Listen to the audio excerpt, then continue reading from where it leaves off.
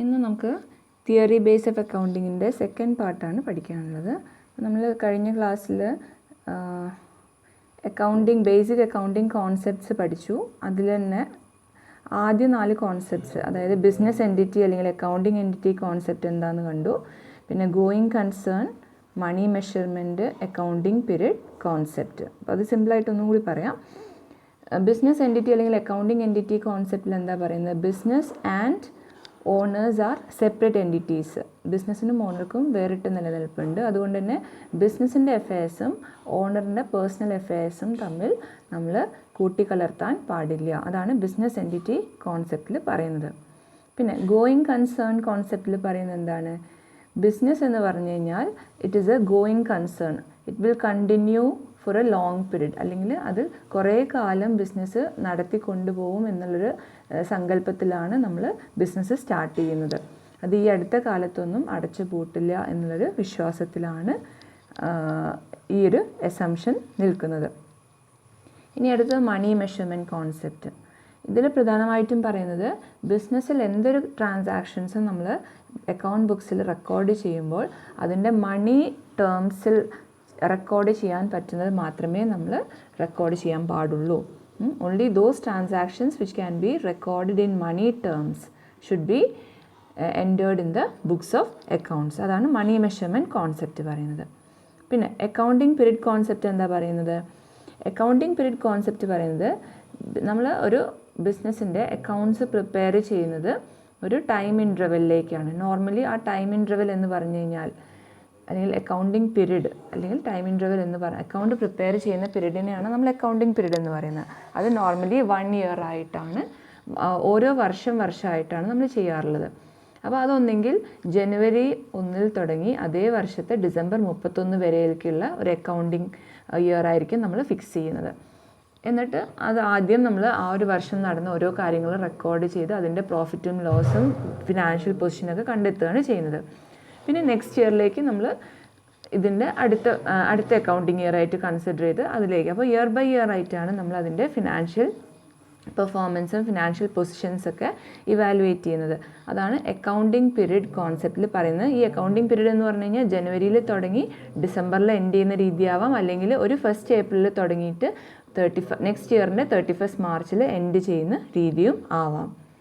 ഇനി അടുത്ത് നമുക്ക് ഇന്ന് പഠിക്കാനുള്ളത് ഡ്വൽ ആസ്പെക്റ്റ് അല്ലെങ്കിൽ ഡുവാലിറ്റി കോൺസെപ്റ്റ്. ഇപ്പം നമ്മൾ പറഞ്ഞ ഡബിൾ എൻട്രി സിസ്റ്റത്തിനെ സപ്പോർട്ട് ചെയ്യുന്നൊരു പ്രിൻസിപ്പിളാണ് ഈ ഡ്വൽ ആസ്പെക്റ്റ് അല്ലെങ്കിൽ ഡുവാലിറ്റി പ്രിൻസിപ്പിൾ.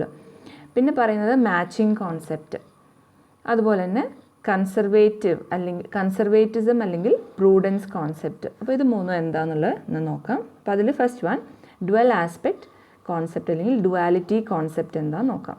ഡുവാലിറ്റി പ്രിൻസിപ്പിളും എന്ന് പറയും. Every business transaction have dual, അല്ലെങ്കിൽ ഡ്വൽ എന്ന് പറഞ്ഞു കഴിഞ്ഞാൽ 2 effects, debit aspect and receiving aspect. Debit ആസ്പെക്റ്റിനെയാണ് നമ്മൾ റിസീവിങ് ആസ്പെക്റ്റ് എന്ന് പറയുന്നത്. ആൻഡ് ക്രെഡിറ്റ് ആസ്പെക്റ്റ് എന്ന് പറഞ്ഞു കഴിഞ്ഞാൽ ഗിവിങ് ആസ്പെക്റ്റ്. അപ്പോൾ ആ ടു ആസ്പെക്ട്സ് എന്താണ്? ഒന്ന് ഡെബിറ്റും ഒന്ന് ക്രെഡിറ്റും. ഡെബിറ്റിനെയാണ് നമ്മൾ റിസീവിങ് ആസ്പെക്റ്റ് എന്ന് പറയുന്നത്. പിന്നെ ഒരു ബിസിനസ് ട്രാൻസാക്ഷൻ്റെ ക്രെഡിറ്റ് ആസ്പെക്റ്റിനെയാണ് നമ്മൾ ഗിവിങ് ആസ്പെക്റ്റ് എന്ന് പറയുന്നത്. ഇതാണ് double entry system is based on this principle. അപ്പോൾ നമ്മൾ ഈ double entry system of book keeping എന്നൊക്കെ പറയുന്ന, അല്ലെങ്കിൽ double entry system of accounting ഈ ഒരു പ്രിൻസിപ്പിൾ പ്രകാരമാണ് നിലനിൽക്കുന്നത്. അപ്പോൾ ഈ ഡ്വൽ ആസ്പെക്റ്റ് കോൺസെപ്റ്റിൻ്റെ ബേസിക് ആയിട്ടുള്ള കാര്യം ഇതാണ്. ബിസിനസ്സിൽ ഏതൊരു ട്രാൻസാക്ഷൻ റെക്കോർഡ് ചെയ്താലും അക്കൗണ്ട് ബുക്സിലേക്ക് നമ്മൾ ഒരു ട്രാൻസാക്ഷൻ, ഒരു ബിസിനസ്സിൻ്റെ ഒരു ഇടപാട് അല്ലെങ്കിൽ ഒരു ഇവൻറ്റ് റെക്കോർഡ് ചെയ്യുമ്പോൾ അതിന് 2 ആസ്പെക്റ്റ് ഉണ്ടാവും. ഒരു ഡെബിറ്റ് ആസ്പെക്റ്റും ഒരു ക്രെഡിറ്റ് ആസ്പെക്റ്റും. അതിൽ ഡെബിറ്റ് ആസ്പെക്റ്റിനെ നമ്മൾ റിസീവിങ് ആസ്പെക്റ്റ്, അതായത് നമുക്ക് കിട്ടുന്ന ആസ്പെക്റ്റ് എന്ന് പറയുന്നു. ക്രെഡിറ്റ് ആസ്പെക്റ്റ് എന്ന് പറയുമ്പോൾ നമ്മൾ കൊടുക്കുന്ന ആസ്പെക്റ്റാണ്, അല്ലെങ്കിൽ ഗിവിങ് ആസ്പെക്റ്റ് എന്ന് പറയുന്നു. അപ്പോൾ ഇതാണ് ഡബിൾ എൻട്രി സിസ്റ്റം. ഇത് double entry system of book keeping പ്രകാരമാണ് ഈ ഒരു കോൺസെപ്റ്റ് നമ്മൾ ഫോളോ ചെയ്യുന്നത്. പിന്നെ ഇതും പറയുന്നുണ്ട് എല്ലാ ഡെബിറ്റും ക്രെഡിറ്റിന് തുല്യമായിരിക്കും. ഇനി ഇതിന് ബേസ്ഡ് ആയിട്ടാണ് ഒരു അക്കൗണ്ടിങ് ഇക്വേഷൻ ഡിറൈവ് ചെയ്തിട്ടുള്ളത്. ഇക്വേഷൻ എങ്ങനെയാണ്? Asset is equal to liability plus capital. Asset എന്ന് പറഞ്ഞു കഴിഞ്ഞാൽ ലയബിലിറ്റീസും ക്യാപിറ്റലും കൂടി കൂട്ടിയതാണ്. ഇനി ക്യാപിറ്റൽ ആണെങ്കിലോ എസെറ്റിൽ നിന്നും ലയബിലിറ്റീസ് കുറച്ചതിനെയാണ് നമ്മൾ ക്യാപിറ്റൽ എന്ന് പറയുന്നത്. അതാണ് capital is equal to asset minus liabilities. ഇനി ഇതേ ഇക്വേഷനിൽ നമ്മൾ ലയബിലിറ്റീസ് എങ്ങനെ കാണാം? Asset minus capital. എസെറ്റിൽ നിന്ന് ക്യാപിറ്റൽ കുറച്ചാൽ നമുക്ക് ലയബിലിറ്റീസ് കിട്ടും, എസെറ്റിൽ നിന്ന് ലയബിലിറ്റീസ് കുറച്ചാൽ നമുക്ക് ക്യാപിറ്റൽ കിട്ടും. ഈ എസെറ്റ് എന്ന് പറഞ്ഞാൽ എന്താണ്? ലയബിലിറ്റിയും ക്യാപിറ്റലും കൂടി കൂടിയതാണ്. ഇതാണ് അക്കൗണ്ടിങ് ഇക്വേഷൻ. ഇത് നമുക്ക് കൃത്യമായിട്ട് അറിഞ്ഞിരിക്കേണ്ട ഒരു കാര്യമാണ്. ഇനി ഇതിനൊരു എക്സാമ്പിൾ പറയുന്നുണ്ട്. ഡുവൽ ആസ്പെക്റ്റിന് ഒരു ബിസിനസ് ട്രാൻസാക്ഷനാണ്. Purchase goods for cash ₹2000. അപ്പം 2000 റുപ്പീസിന് നമ്മൾ ഗുഡ്സ് പർച്ചേസ് ചെയ്തു, ക്യാഷ് കൊടുത്തിട്ടാണ്, ക്യാഷ് ആയിട്ടുള്ള 2000 കൊടുത്തിട്ടാണ് പർച്ചേസ് ചെയ്യുന്നത്. അപ്പോൾ അതിൽ ഡുവൽ ആസ്പെക്റ്റ് ഏതൊക്കെയാണ്? ഒന്ന് പർച്ചേസസ് ആണ് ഡുവൽ ആസ്പെക്റ്റിൽ ഒന്ന് വരുന്നത്. First aspect is purchase aspect. Purchases അക്കൗണ്ടും 2 അക്കൗണ്ടുകളാണ് അതിലുണ്ടാവുക. ആ ഒരൊറ്റ ട്രാൻസാക്ഷനിൽ 2 അക്കൗണ്ട് ഉണ്ടാവും. ഒന്ന് പർച്ചേസ് അക്കൗണ്ടാണ്, കാരണം പർച്ചേസ്ഡ് ഗുഡ്സ് പറയുമ്പോൾ അത് ഏതിലേക്കാണ് പോകേണ്ടത്? പർച്ചേസസ് അക്കൗണ്ടിലേക്കാണ് പോകേണ്ടത്. ഇതിനെ നമ്മൾ ഗുഡ്സ് പർച്ചേസ് ചെയ്യുമ്പോൾ ബിസിനസ്സിലേക്ക് വരികയാണ് അല്ലേ. അപ്പം അതിനെ നമ്മൾ എന്ത് ചെയ്യുന്നു? അത് റിസീവിങ് ആസ്പെക്റ്റ് ആണ് അല്ലേ. ഗുഡ്സ് ബിസിനസ്സിലേക്ക് വരികയാണ്. എപ്പോഴും ബിസിനസ്സിൻ്റെ വ്യൂ പോയിന്റിൽ നിന്ന് ചിന്തിക്കണം. അപ്പോൾ അത് റിസീവിങ് ആസ്പെക്റ്റ് ആണ്.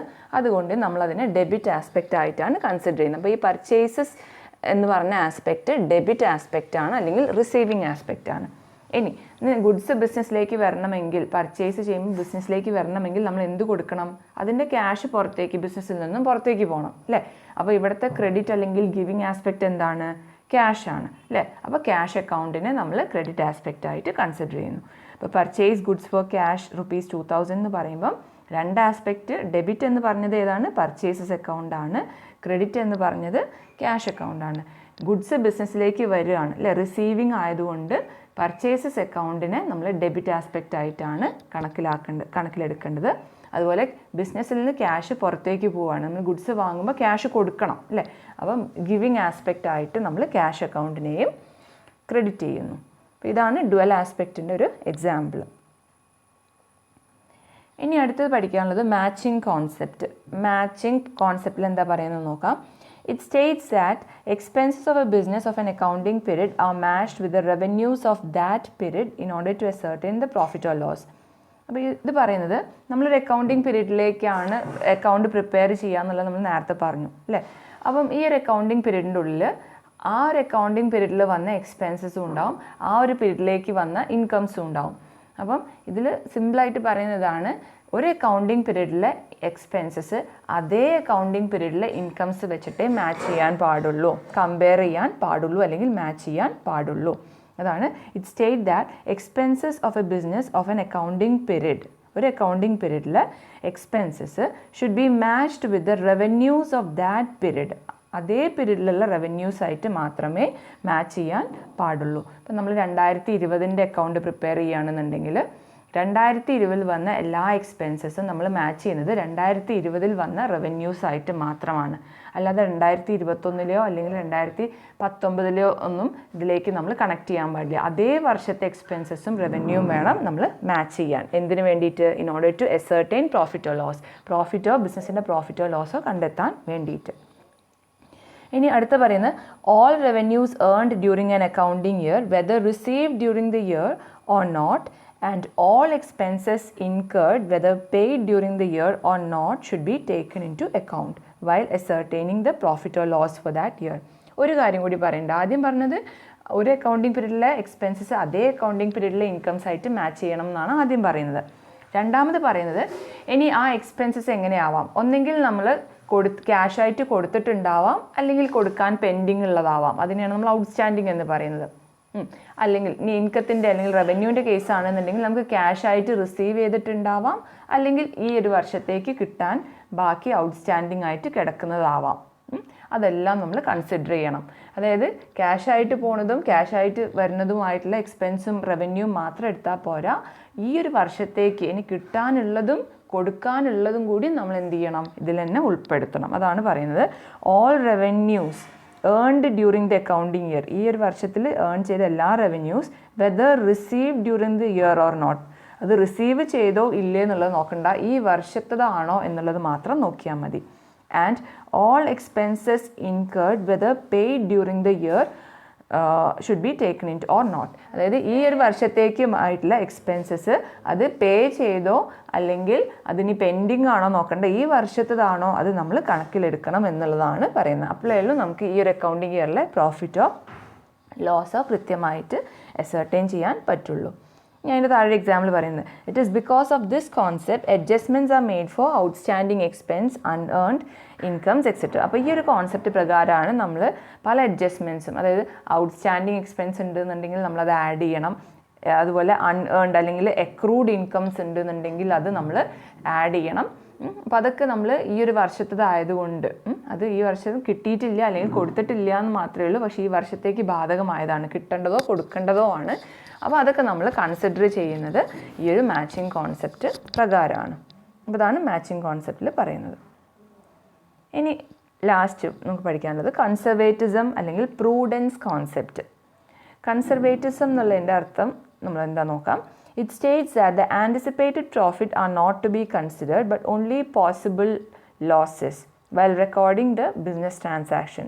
This is the policy of playing safe. നമ്മൾ ബിസിനസ്സിൽ എപ്പോഴും കൂടുതൽ പോസിറ്റീവായിട്ട് ചിന്തിക്കരുത്. എപ്പോഴും പ്രോഫിറ്റേ ഉണ്ടാവൂ എന്നുള്ള പ്രതീക്ഷയിൽ നീങ്ങിക്കഴിയുമ്പം അപ്രതീക്ഷിതമായിട്ടൊരു നഷ്ടം സംഭവിക്കുമ്പോൾ നമുക്കത് താങ്ങാൻ പറ്റാത്തൊരു അവസ്ഥയാവും. അപ്പോൾ ആ ഒരു ഇതിനെ സപ്പോർട്ട് ചെയ്യുന്നതാണ് എന്ത്, കൺസർവേറ്റിസം അല്ലെങ്കിൽ പ്രൂഡൻസ് പ്രിൻസിപ്പിൾ. പ്രൂഡൻ്റ് ആയിട്ട് ബിഹേവ് ചെയ്യുക, കുറച്ചും കൂടിയും ഒരു ബുദ്ധിപരമായിട്ട് നീങ്ങുക, അല്ലെങ്കിൽ കൺസർവേറ്റീവ് ആവുക. അതായത് പ്രോഫിറ്റ് ഉണ്ടാവും, നമ്മൾ എന്തെങ്കിലും പ്രോഫിറ്റൊക്കെ ആൻറ്റിസിപ്പേറ്റ് ചെയ്യുമ്പോൾ നമ്മൾ ഭാവിയിൽ പ്രോഫിറ്റ് ഉണ്ടാവും എന്നുള്ളതൊക്കെ നമ്മൾ ആൻറ്റിസിപ്പേറ്റ് ചെയ്യുന്ന സമയത്ത് നമ്മൾ ആലോചിക്കേണ്ടത് എപ്പോഴും പ്രോഫിറ്റ് ഉണ്ടാവും എന്നുള്ള ഒരു ശുഭാപ്തി വിശ്വാസം ഉണ്ടാവുന്നത് അത് ഒരു ഓവർ കോൺഫിഡൻസ് ആയി മാറും എന്നാണ് പറയുന്നത്. നമ്മൾ എപ്പോഴും പ്ലേയിങ് സേഫ് ആയിരിക്കണം. അതായത് നഷ്ടങ്ങൾ സംഭവിക്കാനുള്ളൊരു സാധ്യത നമ്മൾ ഒരിക്കലും എഴുതി തള്ളരുത്. അപ്പോൾ എപ്പോഴും പ്രോഫിറ്റ് ഉണ്ടാവും എന്നല്ല പ്രതീക്ഷിക്കേണ്ടത്, ഇടയ്ക്ക് നഷ്ടങ്ങൾ സംഭവിക്കാം, അപ്പം നമ്മൾ അതിനനുസരിച്ചിട്ട് പ്രിക്കോഷൻസ് എടുക്കണം.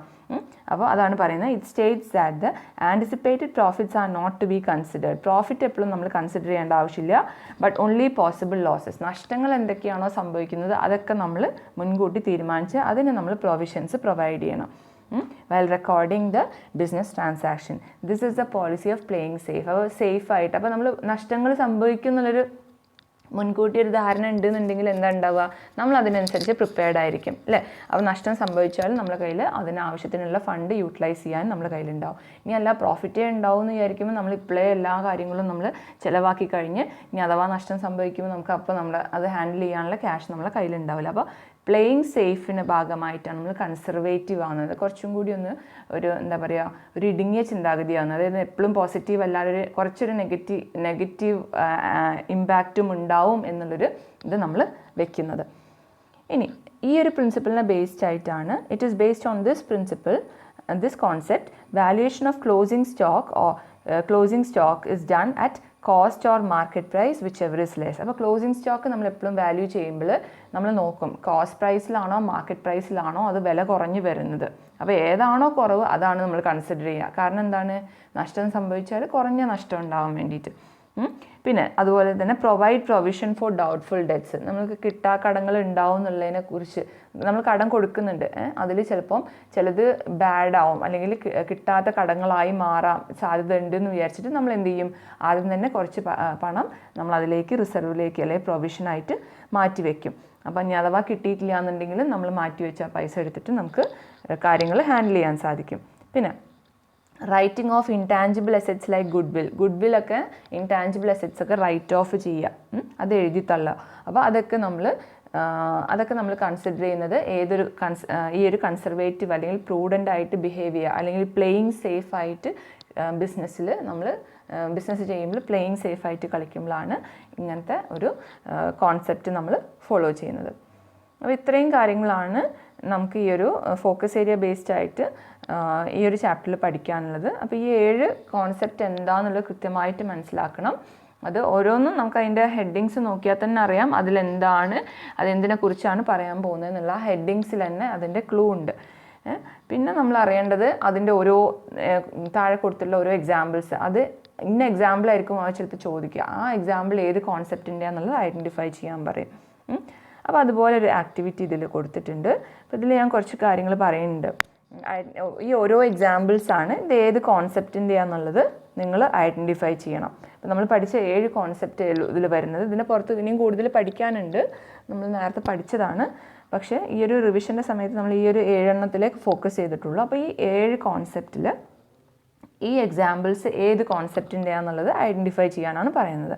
അപ്പോൾ അതിൽ first one is profit and loss account and balance sheet is prepared at the end of every year. എല്ലാ വർഷവും അവസാന ഡേറ്റിനാണ് നമ്മൾ പ്രോഫിറ്റ് ആൻഡ് ലോസ് അക്കൗണ്ടും ബാലൻസ് ഷീറ്റും പ്രിപ്പയർ ചെയ്യുന്നത്. അത് ഏത് കോൺസെപ്റ്റ് പ്രകാരമാണ്? ഫസ്റ്റത്തെ ഞാൻ പറയാം, അക്കൗണ്ടിങ് പീരീഡ് കോൺസെപ്റ്റാണ് അല്ലേ. അപ്പോൾ നമ്മളതിൽ പറയുന്നുണ്ട് അക്കൗണ്ടിങ് പീരീഡ് കോൺസെപ്റ്റിൽ നമ്മൾ എന്താ പറയുന്നത്, ബിസിനസ്സിൻ്റെ അക്കൗണ്ടിങ് പീരീഡിൻ്റെ ലാസ്റ്റ് ഡേറ്റിനാണ് നമ്മൾ പ്രോഫിറ്റും ലോസും അല്ലെങ്കിൽ ഫിനാൻഷ്യൽ പെർഫോമൻസും ഫിനാൻഷ്യൽ പൊസിഷനും ഓരോ വർഷമായിട്ടാണ് നമ്മൾ കാര്യങ്ങൾ ചെയ്യുന്നത്. അപ്പോൾ എല്ലാ വർഷത്തിൻ്റെ അവസാനമാണ് നമ്മൾ ഈ final accounts, trading, profit and loss account, balance sheet prepare ചെയ്ത് ആ ബിസിനസ്സിൻ്റെ ഫിനാൻഷ്യൽ പെർഫോമൻസും ഫിനാൻഷ്യൽ പൊസിഷനൊക്കെ കണ്ടെത്തുന്നത്. അതുപോലെ തന്നെ താഴെ കൊടുത്തിരിക്കുന്നതൊക്കെ ഏതൊക്കെയാണ്? പോളിസി ഓഫ് പ്ലേയിങ് സേഫ് നമ്മളിപ്പോൾ ജസ്റ്റ് പറഞ്ഞു കഴിഞ്ഞു അല്ലേ. അപ്പോൾ ആ താഴെ കൊടുത്തിരിക്കുന്ന ഓരോ എക്സാമ്പിൾസും ഏത് കോൺസെപ്റ്റാണെന്നുള്ളത് അത് ഫില്ലപ്പ് ചെയ്യുക. അത് നിങ്ങൾക്ക് ആക്ടിവിറ്റി ആയിട്ട് ചെയ്യാൻ തരുന്നു. കാര്യം മനസ്സിലായി കാണുമെന്ന് വിചാരിക്കുന്നു.